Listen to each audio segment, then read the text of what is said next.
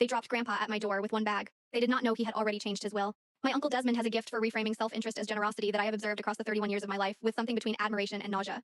He does not lie exactly. He selects. He chooses which facts to present, and in what order, and with what emotional framing, until the resulting picture looks like something it isn't. It is a skill that has served him well in business and in family politics, and that I had watched operate on my grandfather Alistair for years, with increasing effectiveness as Alistair aged and the assets he represented became more concrete in Desmond's calculations. My grandfather is 81. He is physically slowed but mentally precise in the way of certain older people, the kind whose clarity has been refined rather than diminished by time, who notice more than they indicate and remember more than they reveal. He had lived with Desmond and his wife Petra for 2 years under an arrangement that had been presented to the family as loving care and that Alistair had described to me in one of our phone calls as a managed performance. I lived alone in a 2-bedroom apartment on the other side of the city. I worked in financial auditing, which meant my professional life consisted largely of looking for the thing underneath the thing being shown to me, a skill that transferred usefully to interactions with Desmond. The doorbell rang on a Sunday morning in October. Alistair was on my doorstep with a single leather bag, his coat buttoned incorrectly, and the expression of a man who had been deposited somewhere and was assessing whether the somewhere was acceptable. Behind him, Desmond's car was already pulling away from the curb with the efficiency of a person who had planned the departure to preclude conversation. There was no note this time. There was a text message that arrived 4 minutes later explaining that Petra's health had created circumstances that made ongoing care impossible, and that they were confident I would manage beautifully given my obvious competence. I read the message once, then I put my phone in my pocket, helped Alistair with his coat buttons, and made him tea. He settled into my spare room with the adaptability of someone who had made peace with impermanence.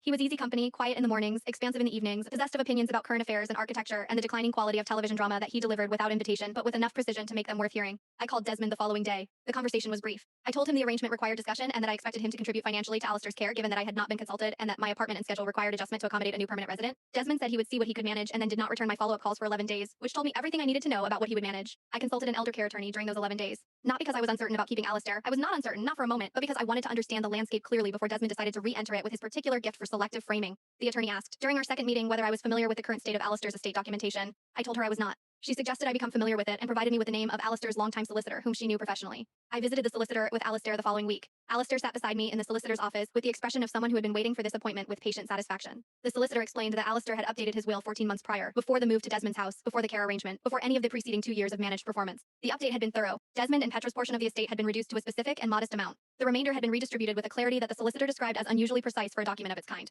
I asked Alistair afterward, over lunch at a restaurant near the solicitor's office, whether Desmond knew about the changes. Alistair picked up his fork and said that Desmond had always assumed knowledge was the same thing as information and that this had historically been his most consistent error. Then he ordered a second course without consulting the menu because he had studied it while I was talking and had already decided, which was, I was learning, entirely characteristic of how he operated. Desmond called me 3 weeks after the Sunday morning drop-off, warm and inquiring, asking how things were settling. I told him Alistair was well and comfortable and that we had been spending a great deal of time with his solicitor getting various matters organized. The pause on Desmond's end lasted long enough to be its own kind of answer. He said that sounded very sensible. I agreed that it did. Alistair has been with me for 7 months. He has opinions about my furniture that he shares without restraint and that have, I will admit, resulted in 2 pieces being replaced with options he selected and that are genuinely better. He beats me at cards with a consistency I find both impressive and suspicious. Last week he told me that arriving on my doorstep had been the most sensible thing that had happened to him in 2 years. I told him the credit belonged to Desmond's terrible timing. He said that Desmond had always been useful in spite of himself. Then he played his hand and won again and did not pretend to be surprised about it.